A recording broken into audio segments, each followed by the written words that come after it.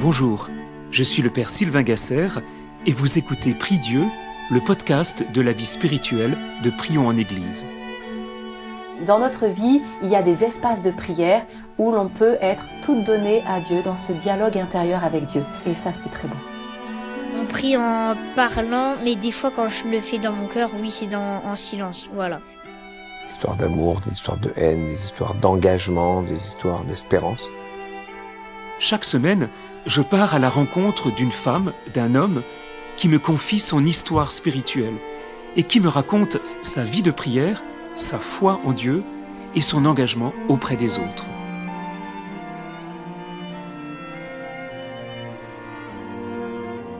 Nous voici ce matin aux portes de Jérusalem, au terme bientôt de notre longue marche vers Pâques. François Cassingena-Trevedi, moine et ermite bénédictin, nous a porté et partagé le fruit de sa méditation tout au long de ces 6 semaines. Bonjour François. Bonjour Sylvain. Alors aujourd'hui débute le long et douloureux chemin de la passion du Christ. Mais je me pose une question. Devons-nous, à notre tour, prendre part à ce chemin ?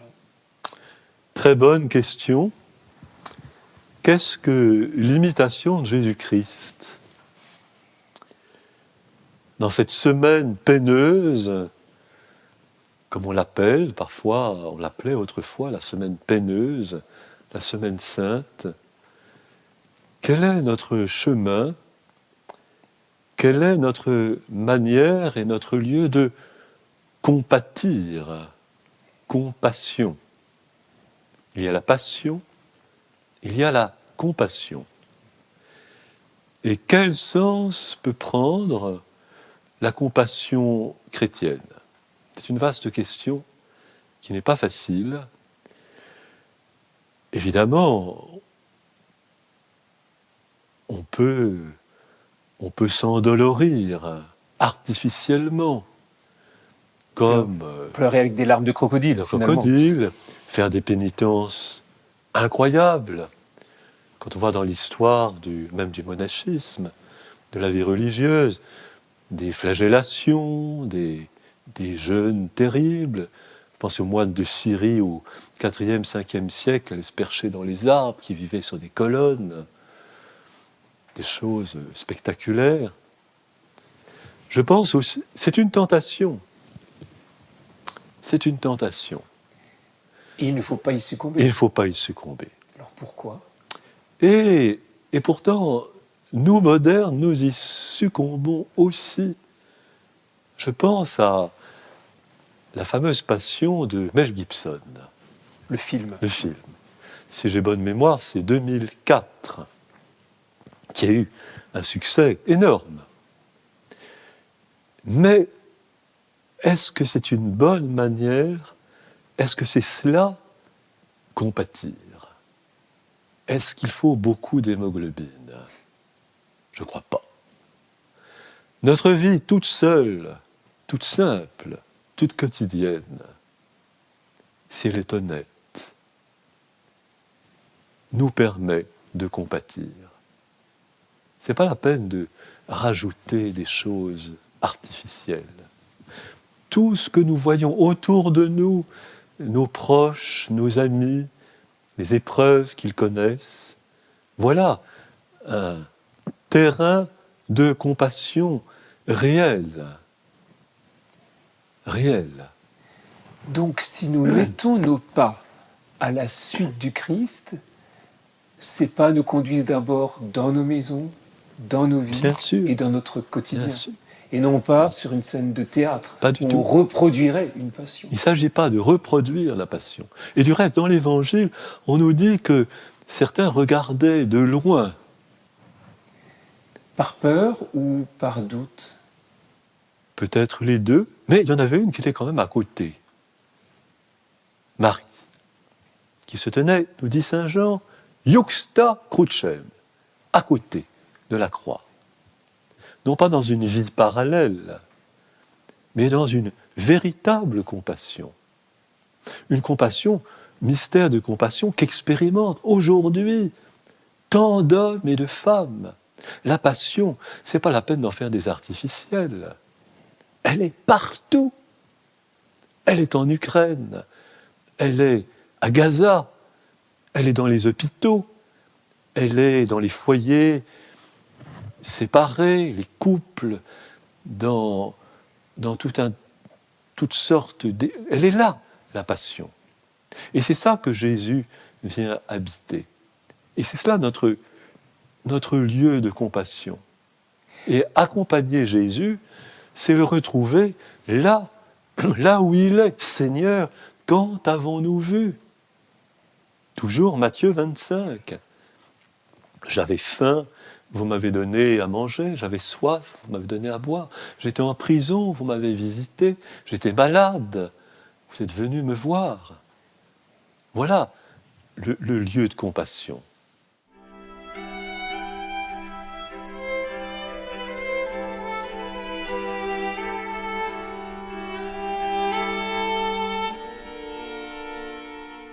Est-ce que cette compassion est un sentiment naturel dans l'homme, à travers votre propre expérience, à travers les personnes que vous avez rencontrées? Est-ce qu'on est naturellement tourné vers l'autre qui souffre? Oui et non. Oui et non. L'homme est capable aussi de grande dureté et d'insensibilité. Le scandale de la croix, il est partout aujourd'hui. Et le XXIe siècle n'est pas meilleur que le XXe. Et c'est là que ce récit de la passion, c'est très difficile de parler de la passion. C'est tellement vaste. Cet évangile est tellement vaste. Il n'y a qu'à l'écouter et rentrer dedans et nous retrouver dans les personnages. Ce que je disais une fois précédente, nous sommes tous Judas, nous sommes tous Pierre, nous sommes tous Jean, nous sommes tous Pilate, nous sommes aussi Marie et nous sommes aussi Jésus. La comédie, la tragédie humaine. Il nous fallait cette pièce de théâtre finalement humaine pour comprendre que nous étions un peu le condensé de tous ces personnages qui nous sont livrés. Dans la passion, c'est la tragédie humaine. C'est le grand collecteur de toutes nos tragédies personnelles, familiales, historiques. Est-ce que dans la littérature antique, au moment où paraissent les récits de passion, donc avec les évangiles, est-ce qu'on trouve des équivalents? Est-ce qu'il y a eu d'autres textes qui nous faisaient vivre aussi ces moments de grande compassion pour l'autre? Alors, Grégoire de Nazianze a écrit une passion en utilisant des versets de la poésie grecque classique. C'est un peu artificiel. Pour moi, je dirais que dans la semaine sainte, j'aime bien réécouter, sans jamais me lasser, la Passion selon saint Matthieu de Bach. Donc là, c'est ce que les artistes ont donné par la suite. Parce que là, il y a un approfondissement théologique qui est indépassable. Indépassable. Je pense à certains passages, les pleurs de Pierre, par exemple. Herbar me dit. Oui. Et là, j'avoue que ça me fait fondre. Il y a de quoi. Et c'est bien qu'on fonde. Et ça n'a pas des larmes de crocodile. Il faudrait que nous soyons capables, cette semaine-là, à un moment ou à un autre, en nous représentant à travers la passion de Jésus, à travers l'arbre de la passion de Jésus, nous représenter la forêt de la tragédie humaine. Des enfants, des femmes, des hommes, aujourd'hui. Et que tout ça nous fasse pleurer pour de bon. Et justement, cette capacité de pleurer, le pape François, en 2013, à Lampedusa, sur cette île située entre l'Afrique et l'Italie, disait, mais est-ce que nous n'avions pas perdu le don des larmes? Bien sûr. On peut faire tous les exercices de piété qu'on voudra, toutes les passions artificielles, et être parfaitement insensible.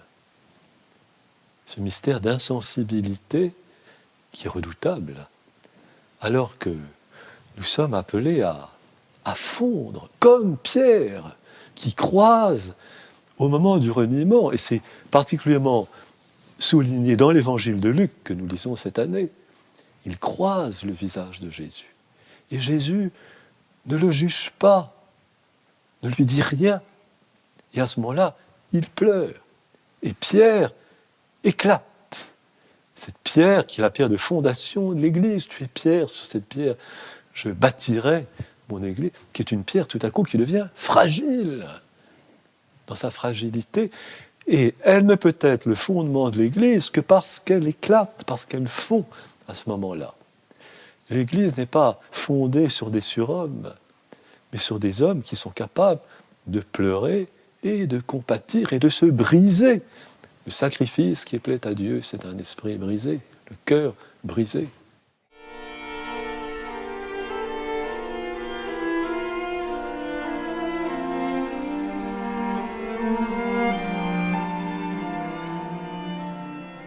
Au moment où le Christ pousse son dernier soupir, et que dans l'évangile de Marc, le centurion en vient à dire « mais vraiment cet homme était le Fils du Dieu vivant », comment nous est-il possible, nous qui sommes les chrétiens d'après la Passion, et en même temps une Passion qui ne cesse d'être toujours dans un présent continu, comment continuer d'espérer, de croire et surtout d'aimer?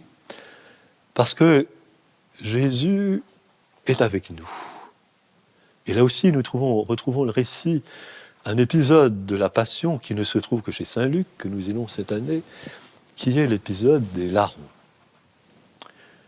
Tu seras avec moi, Emmanuel.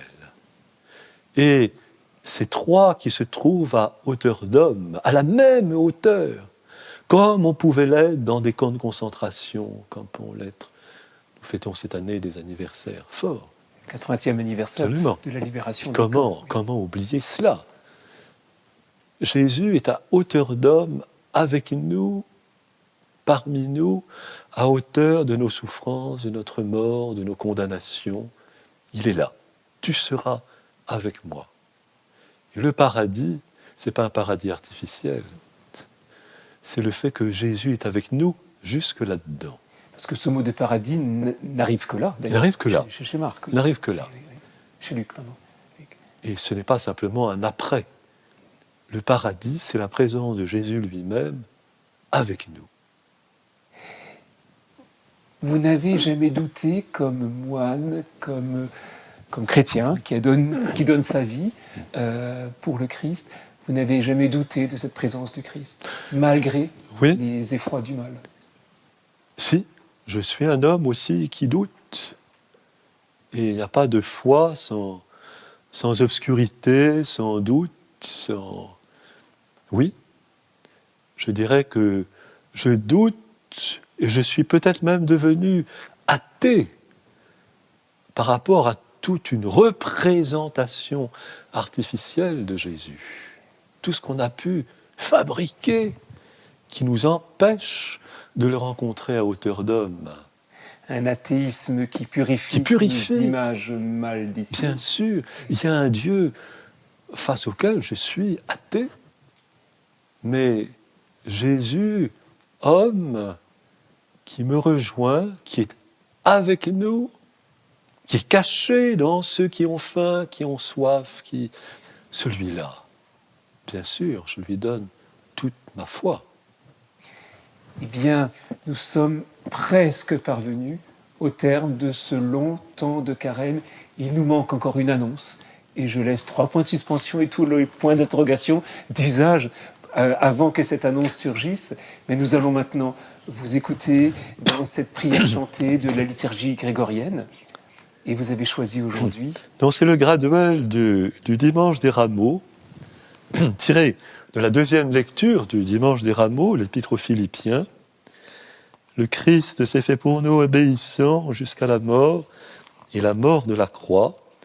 C'est pourquoi Dieu l'a exalté et lui a donné le nom qui est au-dessus de tout nom.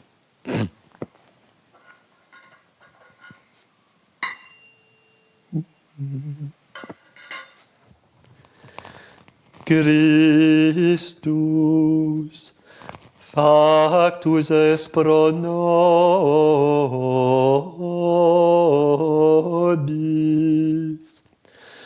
obedience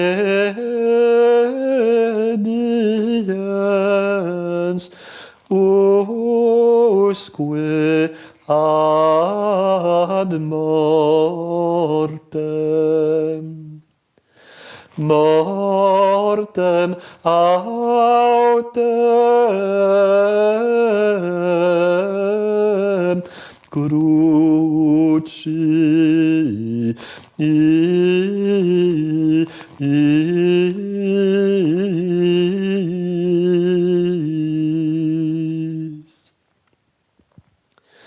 propter quod et Deus exaltavit et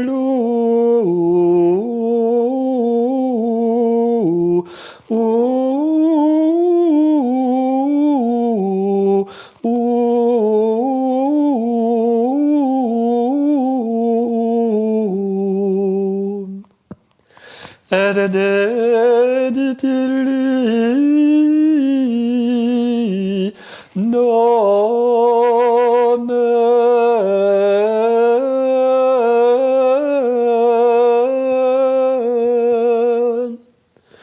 quod est super omne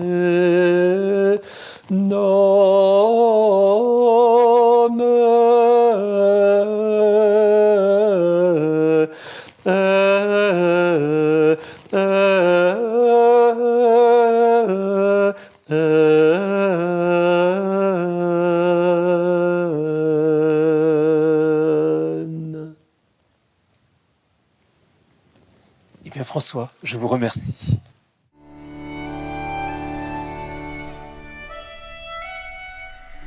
Vous avez écouté Prie Dieu, un podcast de Prions en Église.